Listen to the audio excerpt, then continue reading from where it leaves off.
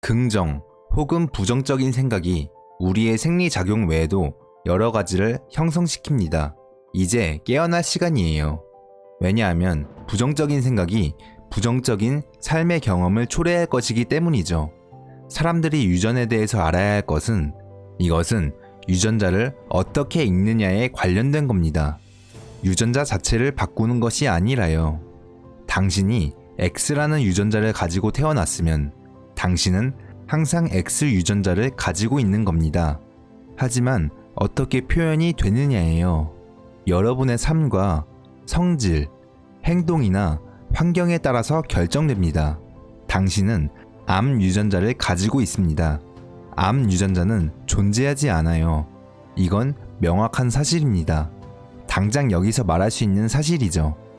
암을 유발하는 유전자는 존재하지 않습니다. 하나도요. 하지만 안젤리나 졸리를 봐봐. 변이 유전자 때문에 유방 절제 수술을 2번 했잖아. 50%, 변이 유전자를 가진 50%의 여성들이 암에 걸리지 않습니다. 무엇이 핵심일까요? 정답은 유전자는 스스로 암을 초래하지 않습니다. 가담을 하는 것이죠. 초래하는 것이 아니라요. 일상에서의 자극들이 촉진하며 그 유전자를 만나야 발생됩니다. 여러분들이 생활 습관을 바꾸면 유전자 걱정은 안 하셔도 됩니다. 문제는 95%의 우리 삶은 프로그램에 의해서 발현되죠. 우리 인생의 첫 7년을 보내며 형성된 프로그램이요. 영화 매트릭스는 공상과학 영화가 아니에요. 다큐멘터리예요. 이건 사실이에요.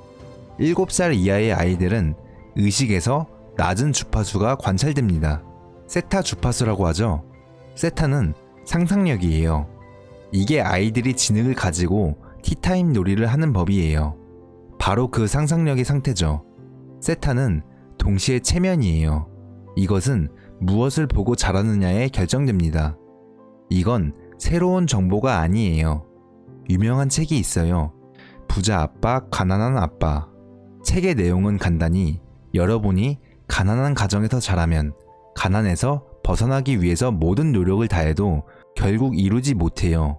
하지만 당신이 부유한 가정에서 자라면 당신이 일생 동안 어리석은 짓을 하며 살아갈 수는 있어요. 그리고 성공하죠.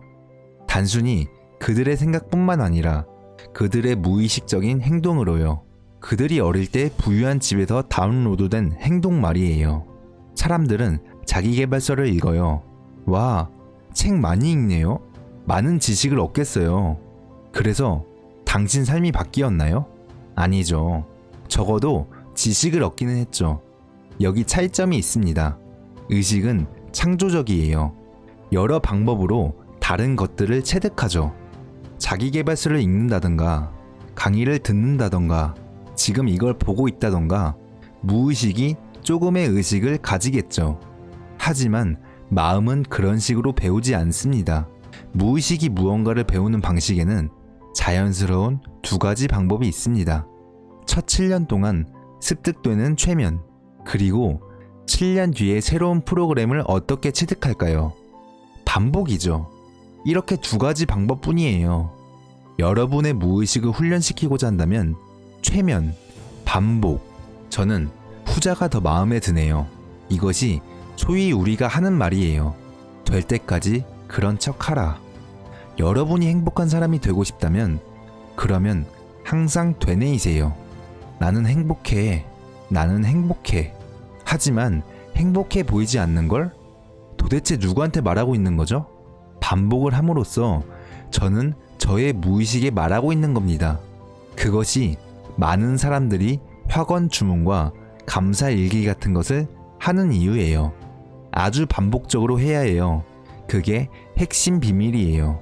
냉장고에 포스트잇을 붙이는 것은 제한사항이에요.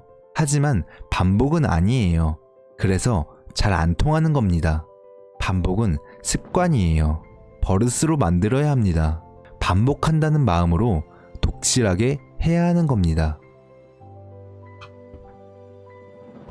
우리는 이 세상을 창조하고 있습니다. 그리고 당신의 생각이 이 세상을 창조하고 있습니다. 그리고 과학이 밝혀낸 바로는 2가지 사고가 동시에 운영되고 있다는 것을 알려드립니다. 하나는 의식이고 하나는 잠재의식이라고 합니다. 차이점은 무엇일까요? 의식은 나의 독립된 정신, 독특한 정체성을 의미합니다. 당신은 그 의식 속에서 세상을 인식하고 있습니다. 잠재의식은 어떨까요? 잠재의식은 창의적인 사고가 아닙니다. 잠재의식은 습관이에요. 당신이 인생에서 배우고 경험한 것들은 습관이 됩니다. 그래서 잠재의식은 생각하고 창조하는 것이 아닙니다. 잠재의식은 버튼을 누르면 행동이 재생되는 것과 같습니다. 여기 요점이 있습니다. 의식적일 때 우리는 우리의 정신을 우리가 살고 있는 물리적 세상의 생명활동과 연결합니다. 그리고 그것이 바로 창조적인 사고입니다.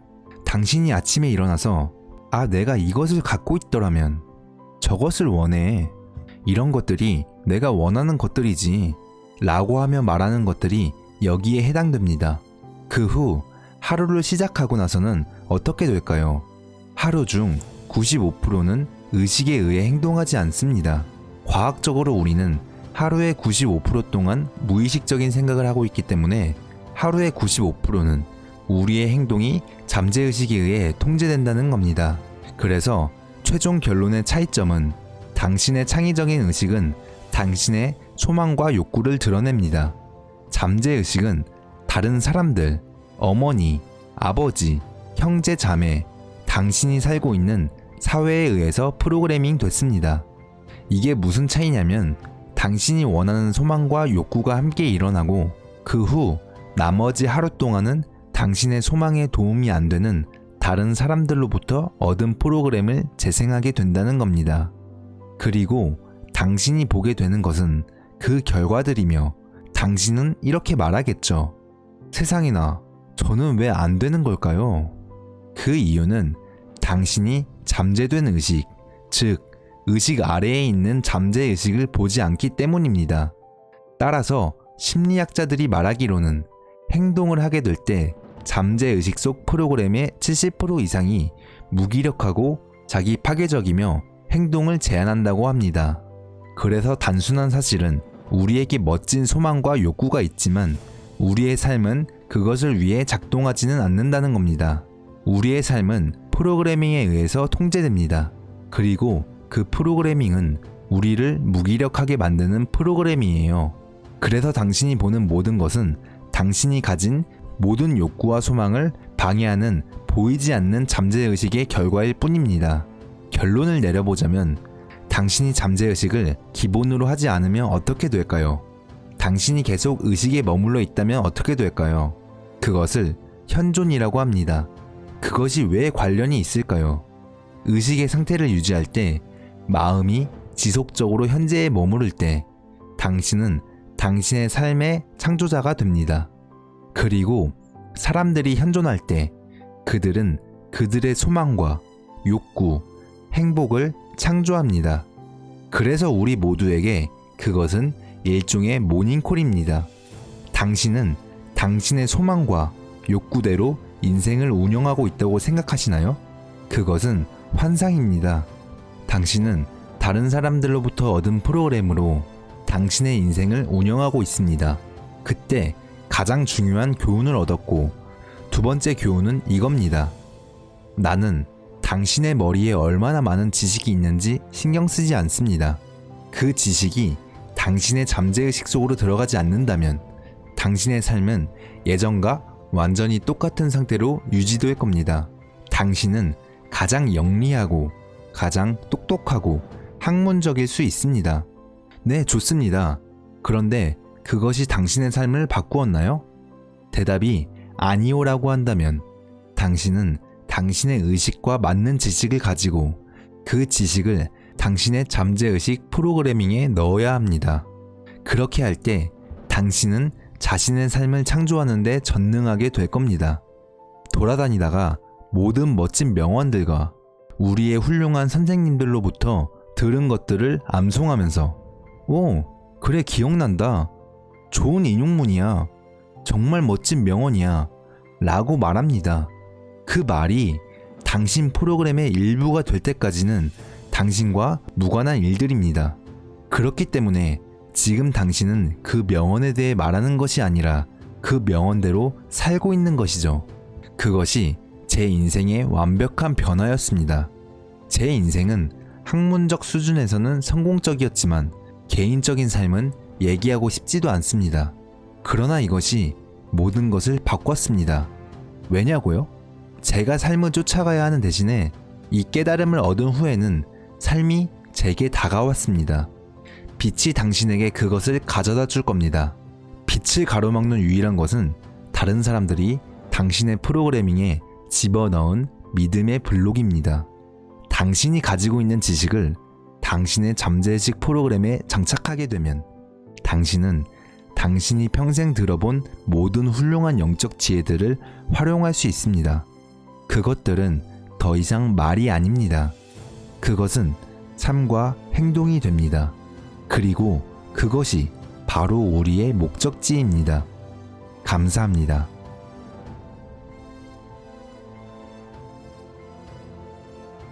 우리의 실체는 우리 몸 안에 있지 않습니다.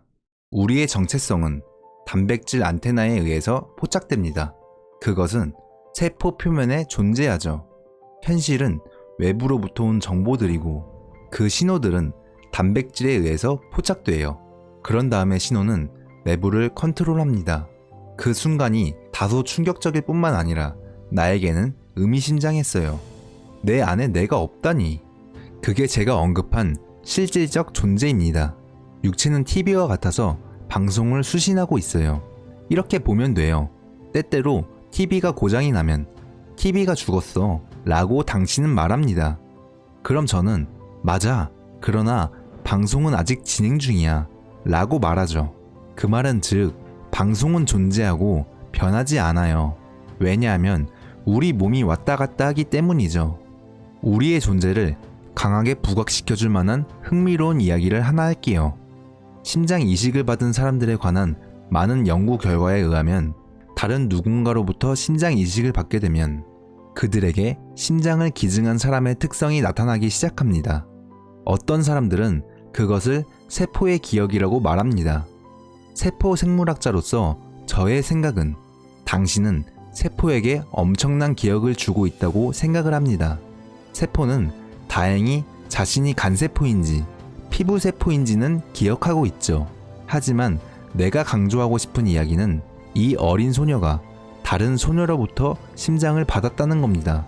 심장 이식을 받자마자 그 직후부터 살해당하는 생생한 꿈을 꾸게 됩니다. 악몽은 매일 밤마다 계속되었고 결국 의사가 물었습니다. 이 심장을 어디서 받았습니까? 그 심장은 살해를 당한 소녀의 것이었습니다.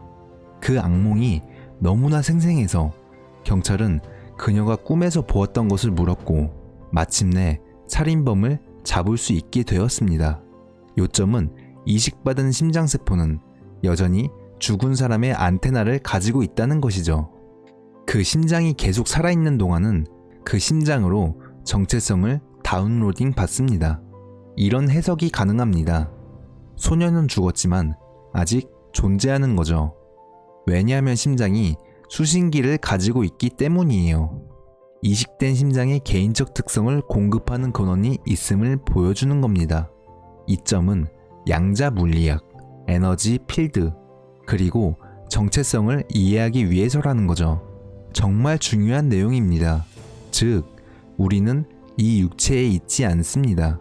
우리의 존재는 육체로 보내지는 방송인 겁니다. 40년 동안 영적이지 않은 과학자로서 지내왔는데 기억의 본질을 이해한 지 1분 만에 2 더하기 2는 4인 것처럼 내가 이 몸 안에 있지 않다니 하고 깨달은 거죠. 그것은 세상에 남 몸속에 있지 않고 몸 밖에 존재한다는 것과 불멸의 존재라는 개념이 흥미로웠습니다. 흥미진진하게 생각한 저는 더 알고 싶은 부분이 생겼는데요. 그것은 내 정신과 육체의 연결고리에 관한 겁니다. 과학자로서 내 자신에게 물었습니다. 왜 육체와 영혼이 있는 거야? 영혼만 있으면 안 되나? 그러자 세포들이 말하는 것 같더군요. 브루스, 당신이 영혼이면 초콜릿은 어떻게 맛보려고요? 육체는 가상현실의 옷이에요. 당신은 이 옷 속으로 뛰어들어와서 세상을 다닙니다. 이 옷을 입고 겪은 경험들은 당신의 원천으로 보내집니다. 그때 당신은 뇌 활동이 머릿속에서 일어나지 않는다는 것을 인식하기 시작하죠.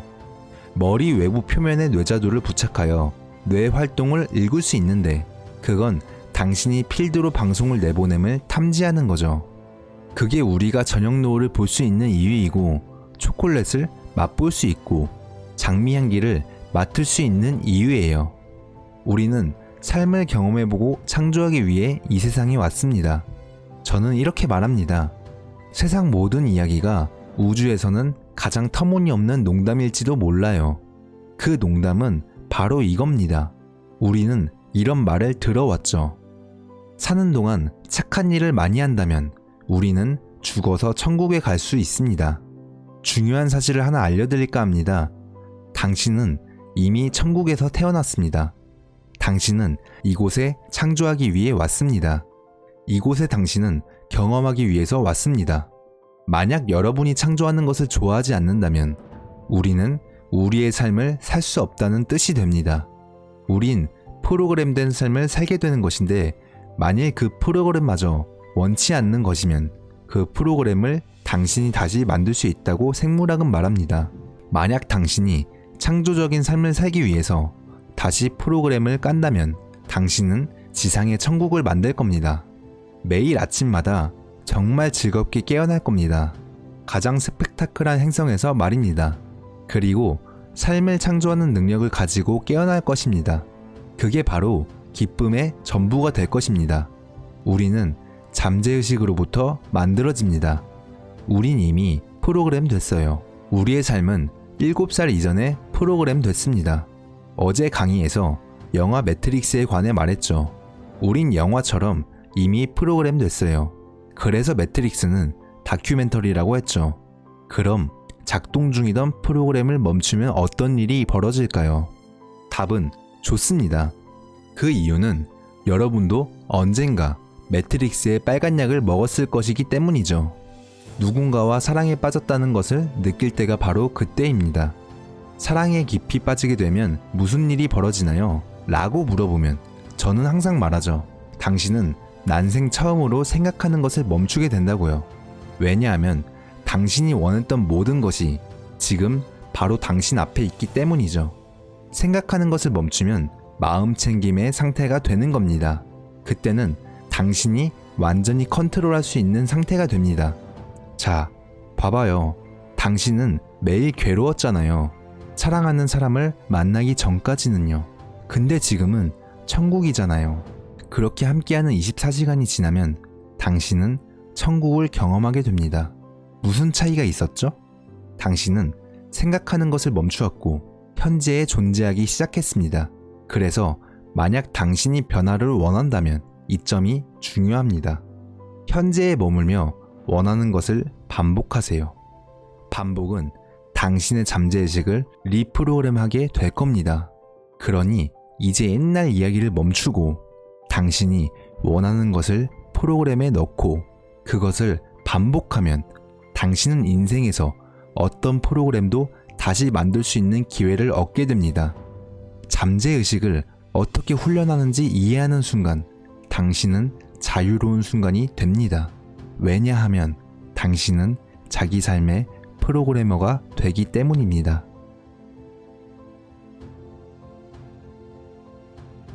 의식과 무의식은 전혀 다른 방식으로 학습됩니다. 의식은 창의적인 마인드예요. 의식은 물론 한 개인의 정체성과 연관이 됩니다. 당신의 정신이든 근원이든 여러분이 말하는 건 무엇이든요. 창의적인 마인드는 이런 의미입니다. 어떻게 의식을 학습하냐고요? 자기계발서 책 같은 걸로 가능해요. 단순히 책을 읽는 것만으로도 의식은 아 맞아 이거 내가 알아야 하는 거지? 이렇게 해야 하는 거지? 많은 사람들이 책을 읽고 결국에는 제가 당신의 삶을 변했나요? 라고 물으면 대부분 사람들이 이야기하길 아니요 그런 것 같지는 않아요. 우리는 의식의 단 5%만 사용하기 때문이에요. 그건 책으로 의식을 학습하는 방법은 무의식이 배우는 방법과 다르기 때문이에요. 무의식은 그런 방식으로 학습되지 않습니다. 무의식은 습관 마인드예요. 무의식을 프로그램하는데 두 가지 방법이 있어요. 첫 번째는 7살, 8살 때 무의식의 정보를 다운로드 받습니다. 그건 이런 거예요. 무의식은 세타라는 진동 주파수에서 작동합니다. 그건 최면이에요. 오, 그래. 무의식의 정보를 다운로드 받을 수 있어. 만약 너가 최면 상태라면 말이야.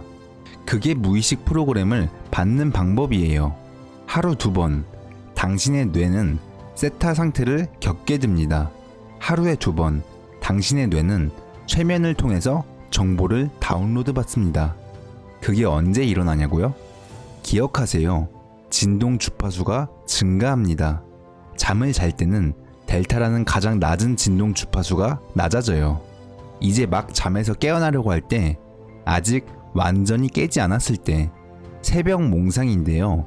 막 일어나서 이게 꿈인지 현실인지 구분 안 되는 상태가 바로 세타입니다. 완전히 잠든 델타 상태에서 점점 깨어나면서 진동수가 점점 높아져 당신은 세타 상태에 옵니다. 최면 상태가 발생할 수 있는 세타 상태죠. 근데 더 깨어날수록 세타는 더 진동수가 높아지게 되어 알파가 되고, 그러면 의식이 깨어나게 됩니다. 일상적인 루틴을 하게 되고요. 집을 나갈 준비를 하게 되고요. 일하러 갈 때까지 그러면서 알파에 있던 상태에서 베타 상태로 가는데 활동적인 의식 상태가 됩니다. 우리가 바쁜 세상에서 사는 것처럼요. 그리고 당신이 집에 다시 왔을 때 베타가 활동하면 어떻게 될까요? 집에 오면 차차 안정되면서 당신의 뇌는 낮은 진동수인 알파, 즉 평온한 의식 상태로 내려오게 됩니다. 잠자러 갈 때는 어떨까요? 알파에서 세타 상태로 떨어지게 됩니다. 잠을 자러 갈 때 점점 떨어지게 되면서 정말 잠이 들었을 때는 세타에서 델타로 넘어가게 됩니다. 그 말은 결국 우리가 잠을 자러 갈 때 지각 상태에서 수면 상태일 때 세타 상태를 통해서 전달됩니다. 그러니까 하루 2번 당신의 뇌는 세타 상태를 경험하게 됩니다. 잠에서 깨어나 델타 상태에서 높아져서 세타 상태를 통과하거나, 또한 잠을 자는 방법으로 높은 진동수에서 델타로 가면서 다시 세타 상태를 지나치게 됩니다. 그러니까 하루에 2번은 당신의 뇌는 최면 상태인 세타 상태를 거치게 됩니다. 바로 이곳에서 당신은 잠재의식 녹음기를 통해서 무의식을 다시 프로그램하게 됩니다. 침대로 갈 때 머리에 있는 이어폰이 당신이 세타 상태에 갈 때 알파 의식 상태가 사라지고 세타 상태로 될 때, 몽상 상태인 세타일 때 테이프 녹음이 내 무의식에 다운로드가 됩니다. 그게 잠재적인 테이프가 작동하는 원리예요. 그래서 무의식 프로그램을 바꾸고 싶다면 당신의 마인드에 주입하고 싶은 테이프를 고르세요. 매일 밤 이어폰을 꼽으면 스스로 최면 상태에 이르게 됩니다. 최면은 사실 처음 무의식이 학습하는 방법이에요. 6, 7살이 지나게 되면서 무의식은 다른 방식으로 학습됩니다. 그것은 습관화라고 불립니다. 그 의미는 만약 당신이 무엇인가 반복한다면, 또 반복한다면 무의식은 다운로드되며 그것을 습관으로 만들어집니다. 예를 들어서 ABC를 배운다고 해볼게요. 어떻게 배우시나요? A, B, C, D, E. 기억이 잘 안 나서 다시 A, B, C, D, E. 반복하고 또 반복해서 결국에 Z까지 가게 됩니다. 무슨 일이 일어났을까요? 알파벳을 수백 번 반복하면서 이제 무의식에 관련된 거예요. 이제 당신의 마인드에 다운로드 된 겁니다. 제가 만약 알파벳 순서를 알려달라고 하면 특별히 신경 쓰지 않고도 A부터 Z까지 말하게 될 겁니다. 왜냐고요? 알파벳을 다운로드 받는 습관을 만들었기 때문이에요. 그래서 6, 7살 이후에는 당신이 무의식 프로그램을 바꾸고 싶다면 습관을 만들면 됩니다. 거의 종교적인 수준까지 반복하는 겁니다. 이거 확실하게 해드릴게요. 냉장고에 포스트잇 붙이는 건 습관이 아니에요. 그건 그저 소망일 뿐이죠. 그건 습관이 아니에요. 습관은 무엇인가 반복적으로 계속하는 것이죠. 그게 7살 이후에 모든 것을 배우는 방식이에요. 그럼 당신이 갖고 있는 프로그램은 무엇일까요? 여기서 정말 재밌는 부분이 있습니다. 과학에서 밝혀진 바에 따르면 우리의 5%만이 의식적인 것으로 나오고 95%는 프로그램화된 무의식적인 것으로부터 나온다고 합니다. 이게 무슨 말인가요? 간단해요.